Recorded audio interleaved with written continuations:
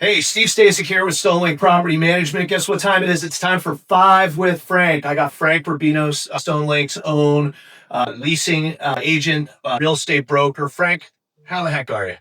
Pretty good, man. How are you? Doing good, doing good. We're getting into the colder months. Baseball's over. Days are shorter. I'm not happy about all that, but it is what it is. We knew it was going to happen. So, Frank, let's talk a little bit about the market and what's going on. First and foremost, how'd you finish out for October this month? October of this year, 2025, we did 27 units. 27 units. You said in September. I said 40. Yeah, yeah. Well, you started off strong. Started off really strong. Right. And how did this October compare to last year? So this October compared to last year, this year 27, last year 33. So a little dip, but not too bad. Sure. Well, and things are still kind of cagey in the market right now, not just in our industry. We're seeing that kind of across the board. Yeah. So, okay. So how about November last year? What'd you do? November of last year, we did 31. 31. Okay. And your prediction for this year? I'd say we'll go more moderate. I'll say 35. 35. I always like it. You go a little bit higher. Go a little higher. Every so what are we seeing? What are the trends? What went? What didn't? What are we seeing? Same kind of as last month. I'm seeing the market soften a bit.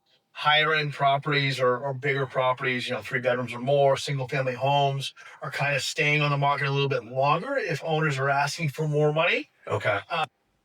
And people just don't have the funds to move. Pay hasn't gone up as much, so they're kind of staying put if they have that choice versus paying for something more expensive. Right. I saw a lot of 1 bedrooms this past month, a lot of 2 bedrooms, only 2 3-bedroom apartments, no single family homes this past month. Okay. A lot of single people moving or single parents. Or people that just need the 2 beds, one for an office or one for themselves. Pretty consistent with what we're seeing in the trends annually anyways, though. Correct, yes. Yeah, a little bit of a downturn this time of year. Nobody wants to move a couch when it's cold out. No. Holidays are coming up, and we know that things slow down in certain things while everybody's out there shopping. Exactly. Yeah, okay. So now I've been seeing some reports right now talking about rent growth and where we're seeing the market going. I read an article the other day. Nationwide, we're seeing a dip in rents, a little bit less than 1% on a nationwide average. Sunbelt, Rust Belt, I'm seeing dips in rents upwards of 5-6%. Mm-hmm. I know that we're a little bit behind the trend.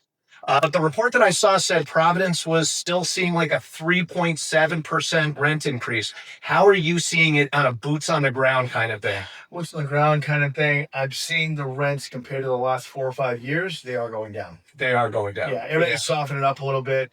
People aren't renting things hand over fist at the highest prices like we saw the last couple of years, the last 2 years especially. All through COVID. Yeah, I saw COVID on one of the graphs that I saw. We were looking at like 15% rent increases. It was ridiculous. Yeah, it was nuts. Yeah. And this is kind of a correction. Yeah. We're coming back down to earth a little bit. It's not going up in a lot of cases. So right. People don't have more money to spend more money on apartments. Well, the money has to come from somewhere. Right. They can't afford it. They're just not going to move. Right. That makes sense. And the comfort of staying in one place is nice.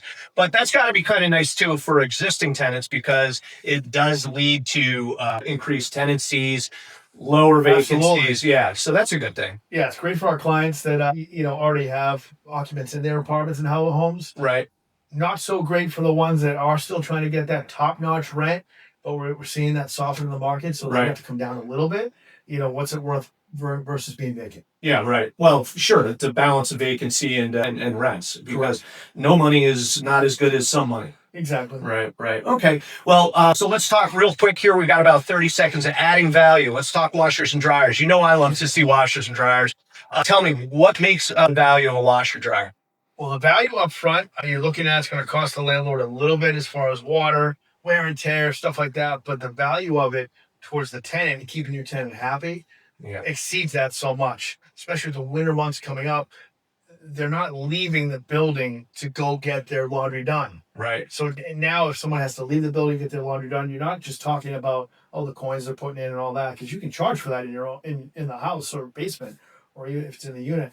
But it's the time it takes them to do that. Right. It's not in the comfort of their own home. In their own home, they go to the basement, they go to their unit, put the quarters in or pay with their card, or if it's free, that's even better for the residents. Not as much for the landlords, but sure, it's it adds more value. It keeps your apartment occupied longer. Sure, a little stickier. Exactly, and it's more of a it's more of an attraction to those looking for an apartment Sure. or a home if you have that offer. And you can add a little bit to the rent on that, I'd imagine. Yeah. A little. I would, I mean, it's not gonna be like, oh, I'm adding $100-$200 a month, but if you're, especially if you have that higher end unit, okay, it makes it justified for that. Depending on where you're at. Okay, I can charge $2,000 a month for this 2-bedroom in Attleboro, Right. because it has the laundry versus someone that's going to have to go out might be like, well, I'm not paying $2,000 a month if I can't get laundry here. Sure. I mean, who better to listen to than the guy that's actually leasing and things? So we'll be back in December. We're going to cover, well, basically the same thing because 5 with Frank's going to be a monthly thing here. But until then, Frank, thanks again for your insights.